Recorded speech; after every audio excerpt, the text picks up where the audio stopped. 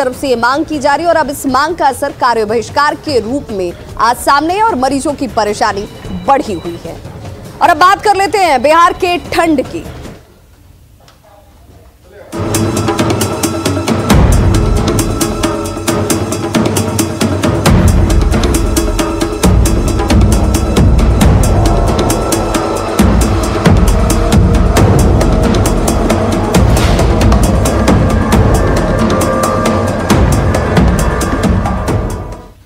तो सर्दी ने अब सितम ढाना शुरू कर दिया है। वाल्मीकि नगर की बात कर लें तो वाल्मीकि नगर में तापमान में गिरावट दर्ज की गई है।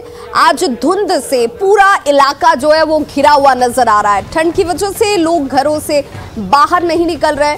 चाय की दुकानों पर जो लोग बाहर निकल रहे हैं उनकी भीड़ देखी जा रही है। देखिए हमारे सहयोगी मुन्ना राज की ये रिपोर्ट। कनकनी हवाओं के साथ कोहरा ने जनजीवन प्रभावित कर दिया है। हम आपको वाल्मीकि नगर की तस्वीरें दिखाने की कोशिश कर रहे हैं। देखिए ये वाल्मीकि नगर का मुख्य सड़क है, जहां अक्सर जो सड़क गुलजार रहता है वहां सन्नाटा पसरा हुआ है और मॉर्निंग वॉक पर जो लोग निकलते हैं उनकी भी संख्या में बड़ी कमी हुई है और लोग अपने घरों में डूब के हैं। और कोहरा की हम बात करें तो विजिबिलिटी काफ़ी कम हो गई है और सड़क पर आप देख सकते हैं किस तरह कोहरा ने अपना कब्जा जमा लिया है और वाहनों की रफ्तार थम गई है। लोग घरों में डूब के हैं और जिनको जहां जो सहारा मिल रहा है वहां आज का भी मदद कर रहे हैं। तो हम एक दूसरी तस्वीर दिखाने की कोशिश कर रहे हैं। देखिए एक चाय की दुकान है और सभी लोग ठंड से बचने के लिए इस चाय के दुकान के चूल्हे के पास आग का मदद ले रहे हैं। तो हम कुछ लड़कों से बात करने की कोशिश करते हैं यहाँ जो लोग आग सेक रहे हैं। क्या नाम बाबू? क्या नाम है? कैसे देखते हैं ठंडा एकाएक बढ़ा है?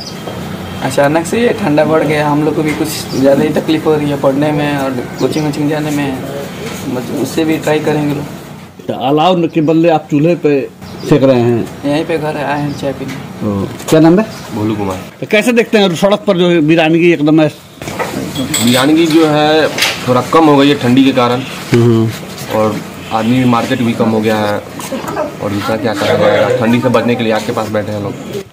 तो देख सकते हैं किस तरह वाल्मीकि नगर की हम बात करें या बगहा की बात करें तो तमाम ऐसे इलाके हैं जो जहां सड़क पर कोहरा है और आवागमन बिल्कुल कम हो गया है और लोग ठंड से बचने के लिए अलाव का सहारा ले रहे हैं। मुन्ना राज, न्यूज़ 18, वाल्मीकि नगर।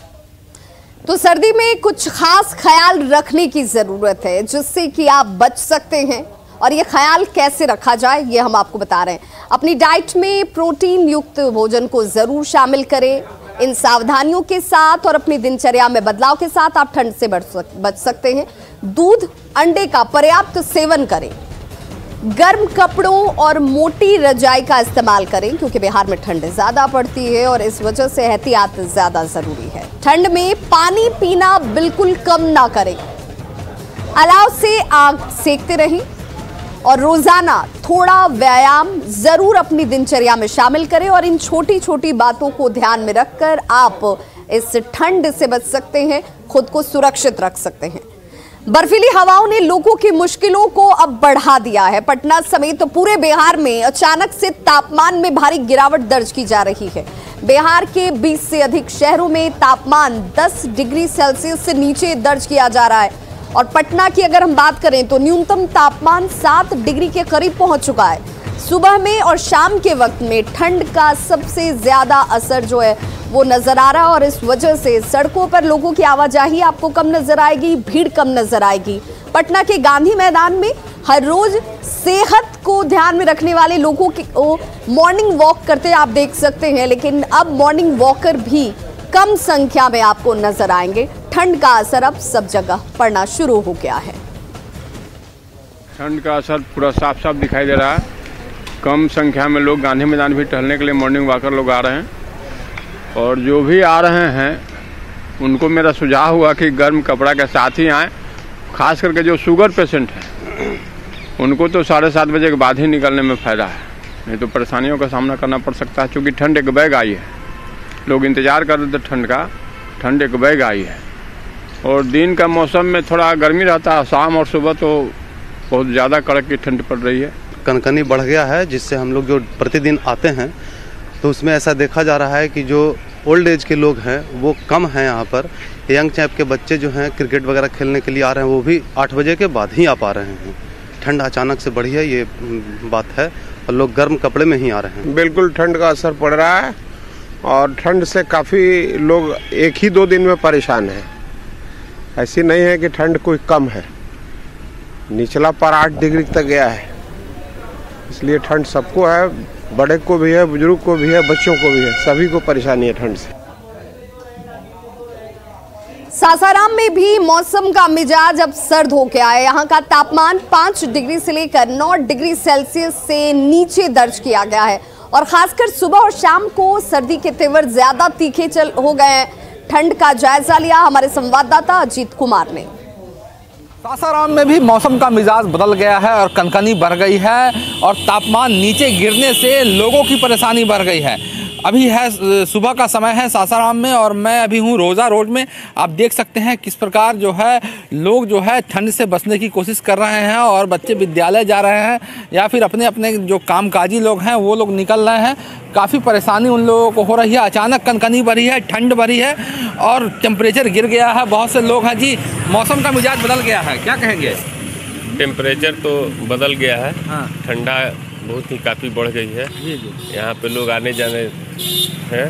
अलाव अभी नहीं जल रहा है। डीएम साहब से हम लोग मांग कर रहे हैं कि अलाव तत्काल अलाव जलवाएं ताकि हर जगह हर चौराहे पर व्यवस्था हो अलाव का। यही मांग है डीएम साहब से। टेम्परेचर अचानक गिरा है जी।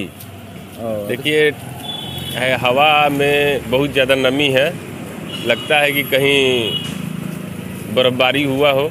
इसके बारे में तो जानकारी नहीं है, लेकिन टेम्परेचर बहुत ज़्यादा गिरा है यहाँ। अचानक जो मौसम का जो मिजाज है वो बदला है और कनकनी बढ़ गई है और जैसे जैसे रात होती है रात में और भी तापमान नीचे चला जाता है।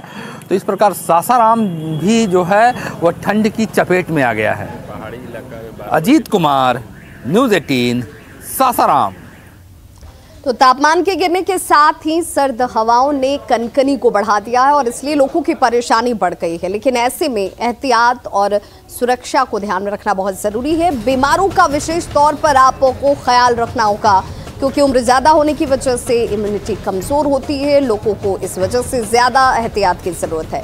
ठंड में इन्फेक्शन का खतरा ज़्यादा बढ़ जाता है और इसलिए सावधान रहें, सुरक्षित रहें। ठंडी हवा, कम तापमान में नसें जो हैं वो तापमान होने की वजह से नसें जो है वो सिकुड़ जाती हैं। ब्लड प्रेशर को कंट्रोल में रखें, ये वो एहतियात है जो बहुत ज़रूरी है आपके लिए। ठंड में हाथ को ज़्यादा काम करना पड़ता है और इस वजह से इसका ध्यान रखना ज़्यादा ज़रूरी है। ठंड में हार्ट अटैक का खतरा भी ज़्यादा होता है और ये सावधानियां आपके लिए बहुत ज़रूरी हैं। छोटी छोटी बातों को ध्यान में रखते हुए आप ठंड से बच सकते हैं और ख़ास तौर पर बच्चों को और बुजुर्गों का विशेष तौर पर ध्यान रखें। बांका की बात करेंगे जहां इलाके में ठंड ने गरीबों और बेसहारा लोगों की परेशानी को बढ़ा दिया है और ऐसे में बेसहारा लोगों के लिए वरदान साबित हो रहा है आश्रय स्थल। बांका बस स्टैंड परिसर में स्थित दीनदयाल अंत्योदय शहरी राष्ट्रीय आजीविका मिशन के तहत संचालित आश्रय स्थल में लोग रोज शरण लेकर ठंड की वजह से किसी तरह बचने की कोशिश करते हैं और रात गुजारते हुए आपको नजर आएंगे। यहाँ भोजन, कंबल, बेड समेत कई सुविधाएं निःशुल्क लोगों को मुहैया कराई जाती हैं। कड़ाके की ठंड में जहां अच्छे अच्छे लोगों की हालत खराब है, घर में दुबकने को मजबूर हैं, वैसी स्थिति में जो निराश्रित लोग हैं, शहर में निराश्रित हैं, जिनका कोई ठौर ठिकाना नहीं है, उनके लिए परेशानी का सबब रहता है। लेकिन बांका में उनके लिए एक आश्रय स्थल बना हुआ है जहां मुफ्त में सारी सुविधाएं मिलती है। हम बात कर रहे हैं दीनदयाल अंत्योदय योजना राष्ट्रीय सहकारिता आजीविका मिशन के तहत चलने वाले आश्रय स्थल का, जहां पर बाहर से और जो निराश्रित लोग हैं यहां पर रहकर यहाँ पर सारी सुविधाओं का आनंद उठाते हैं। उनको रहने से लेकर यहाँ पर मुफ्त भोजन की भी व्यवस्था है। आप देख सकते हैं कि यहाँ पर रसोई घर से लेकर यहाँ पर शौचालय तक की व्यवस्था है और पूरे आश्रय स्थल सीसीटीवी कैमरे की निगरानी में है। आप देख सकते हैं कि यहाँ पर बाहर से आने वाले एक मुजफ्फरपुर के हैं और एक दूसरे प्रखंड के हैं जो कि यहाँ पर कुछ दिनों से रह रहे हैं और इनको सारी सुविधाएं मिल रही। नाम मिथिलेश पांडे, मैं मुजफ्फरपुर के रहने वाला हूँ। अच्छा, यहाँ पर क्यों, कैसे रुके हुए हैं आप? हम कुछ स्कूल के काम से आए हैं, उसी सिलसिले में रुके हुए हैं। अच्छा, क्या क्या सुविधाएं मिल रही है यहाँ पे? यहाँ पे सभी बिछावन बेड बढ़िया है, यहाँ खान पान कंबल ये सब मिल रहा है और रूम भी बढ़िया, साफ सफाई भी बढ़िया है। सब कुछ मिलता है, खाना पीना। क्या क्या मिलता है? कंबल मिलता है। अच्छा, नहाने का मिलता है। और खाना पीना सब मिलता है टोटल। सर यहाँ पर हम तो व्यवस्था निराश्रित लोग को हर दिन खाना 5-10 मेरा रोज़ हम बनाते हैं, सुबह शाम मेरा चलता है, लोग खाना खाते हैं। सारी व्यवस्थाएं यहाँ पर, यह शावर है, बाथरूम है और गरम कंबल है, ये बिस्तर है। कि मैनेजर और यहाँ रुकने वाले जो निराश्रित लोग हैं उनकी बात माने तो यहाँ की व्यवस्था से वो काफ़ी खुश हैं और उनका साफ कहना है कि जो निराश्रय स्थल में जो व्यवस्था है एक निराश्रित के लिए पर्याप्त है। Nagendra, news 18 network, Banka.